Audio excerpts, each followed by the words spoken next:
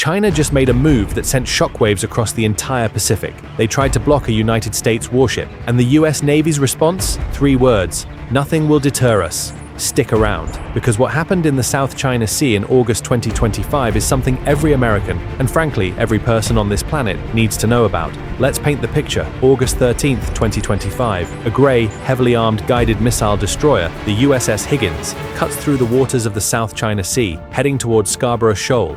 Now, Scarborough Shoal is one of the most contested pieces of ocean on Earth. China claims it, Taiwan claims it, and the Philippines claims it, and the Philippines is a US treaty ally.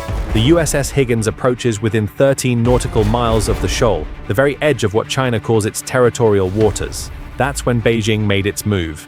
China's Southern Theater Command immediately fired off a statement. They said, and I quote, "They ordered forces to track, monitor, warn, and expel the USS Higgins. They called America's presence a violation of sovereignty, a threat to regional stability, a breach of international law." Bold words. But here's what China didn't tell you. The US 7th Fleet called China's claim flat out false. Commander Matthew Comer of Indo-Pacific Command told reporters, "China's statement about this mission is false.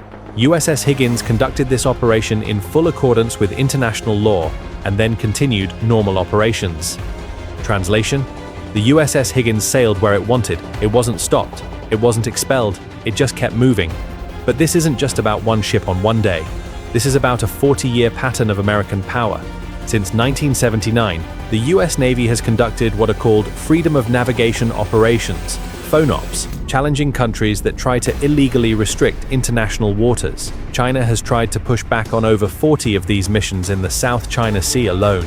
And each time, the US keeps sailing because here's the truth Beijing doesn't want to hear.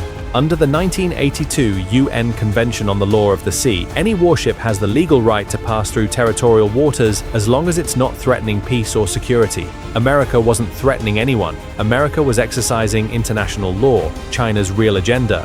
So why does China keep doing this? Because the South China Sea isn't just ocean. It's $3.4 trillion in annual trade. It's oil, it's gas, it's the future of global commerce. China has spent the last decade building artificial islands, installing military bases, laying fiber optic cables connecting their mainland to their South China Sea outposts. And right now, satellite images from January 2026 show China actively militarizing yet another reef, Antelope Island, turning a sandbar into a potential radar station and warship anchorage. Their endgame: control the sea, control the trade routes, control the region.